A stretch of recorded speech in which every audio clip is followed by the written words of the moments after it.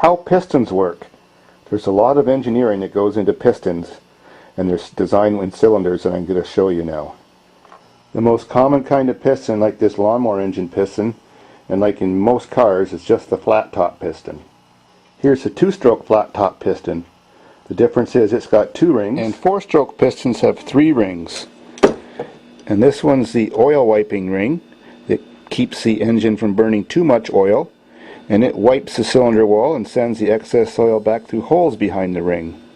And if you look closely when I move this, there's drain away holes in there behind this ring that allow the oil to run back inside the piston and go back into the crankcase. This is called the recessed piston. It also has pre-made valve clearance into it. This valve clearance may not be necessary for the engine that it's in, but some engines are designed so that you can put a higher lift camshaft in them, which opens the valves more. And this just makes it so you don't have to take the engine all apart, change the pistons. You can just change the camshaft, and your piston will still not interfere and hit your valves. These kind of pistons are generally used on turbo engines because they lower the compression ratio. This one's 4-stroke also. I don't have enough old pistons laying around here to show you every type, so I made a drawing of the other types. Next is a very common one on snowmobiles and dirt bikes. It's called the dome top. It's got 2 rings. This is for a 2-stroke. They're very strong because 2-strokes run at high RPMs, often have very high crown temperatures. The top of the piston is called the crown, and the dome makes them stronger. And also 2-strokes don't have any valves in the head, so they very often have a hemispherical head, which is a great design to propagate a shock wave to push a piston down. So you make a better piston, one with a dome to fit in that space. Also, there's the 4-stroke diesel with a nucleation point and direct injection. So the side view of the piston would look like this. There'd be probably 3 or 4 compression rings and 1 oil scraper ring. If you cut the piston in half down this way, the top of the piston, the crown of the piston would look like this. It would have the undercuts, because many diesels have a flat cylinder head with no relief for the compression ratio. And this little prick that points up in the middle of the piston, the same height as the top, and the direct injector would sit right above it. And this gives a little point that runs a little bit hotter than the rest of the piston. It also just gives something like the dirt on the edge of a champagne glass, a point where the flame would like to start and propagate, where the explosion would begin, a nucleation point. If you're modifying your 4-stroke car engine, you know, usually V8s, and you have the older style, and you have a typical cylinder head that's not designed for high compression, but you don't want to buy expensive cylinder heads, and you want higher compression in your engine, well then you can get the wedge or raised top piston. This is common in small block Chevys, or with large combustion chambers, and it's just got a raised bump on the top on one side. This side's lowered to make clearance for the valves when they're opening, and that increases your compression ratio. On 2-stroke engines, when you want low RPM torque and good fuel economy, like in small motorboat engines that are 2-stroke, this is called the scavenging piston. It has a wedge shape on it with a curve here and a gentle slope here. This is the exhaust side, and this slope is designed so the exhaust can shoot out very easily, and that the intake has to like shoot up above it and allow the exhaust to come out uninterfered and not mixing the 2 gases together. One more thing I forgot to mention is that many modern 2-stroke high revving dirt bikes actually only have 1 compression ring. A boat engine would actually have 2.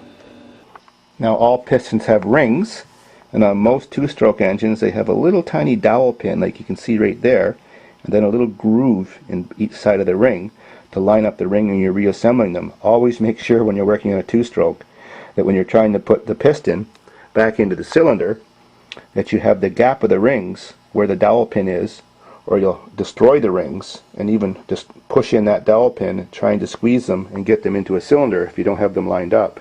On 4-stroke engines, the rings can just spin around and go any place they want, but actually when the engine's all assembled, and even though it's running and moving all that time, the rings usually stay in pretty much the same place, so they don't need those dowel pins.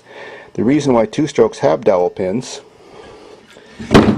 is because they have ports inside their cylinder walls, like you can see there, to let the exhaust gases out and the intake gases in, and you don't want the ring opening up and expanding and getting the corner of it caught in one of those ports and snapping the ring off. 4-strokes always have smooth cylinders all the way down, no holes, because they breathe through their exhaust and intake valves. Now you do want to line up the gaps on the rings on a 4-stroke engine in a certain way. For example, this piston went in the engine this way, and when the crank was turning on its downstroke for its power stroke, and the crank had the rod pushed that way, so the crank was turning in this direction as the piston was going down, then this side would be called the thrust side, this side of the cylinder. The engine was rotating that way. Well, you don't want your ring gap on the thrust side because it's pushing harder on that side, and the little corners might gouge the cylinder wall a bit. So when you install the rings, you install one, say, at that position, and one at that position, and the oil ring, say, at another position over here. You never want to have all three ring grooves all in line, because that would cause a compression loss. When reinstalling new rings or putting the same rings back on the piston, one might have what looks like here a chrome band around the outside edge. If you're not sure if only one ring has a chrome band and the other one doesn't, the chrome band one always goes on the top. If one ring looks like it's just all dark cast iron and the other rings look shiny, the dark cast iron one will generally go in the middle. There's two very common designs of oil scraper rings. This is the 3-piece model. This is the 1-piece model. This has two raised high points with thin edges to scrape oil and purge it back in through those holes. There you can see the little holes, the drain away holes. This design is not as good. They seem to burn more oil when the engine gets higher miles on them because they wear out quicker. The 3-piece design oil ring is much better for long life and less oil burning. It has this corrugated part which you install first. Then it has two very thin chrome rings. You install one at the top, one at the bottom, and they sit in two little grooves, and the corrugated part acts like a spring. It helps keep those oil rings spread apart. They last a very long time and have low oil consumption.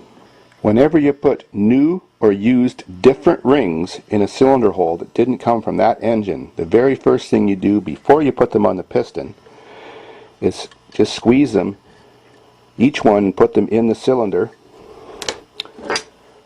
Then take the piston with no rings on it and shove them down part way. It's best to shove them close near the bottom on a worn cylinder where the cylinder is narrower at the bottom because there's less wear.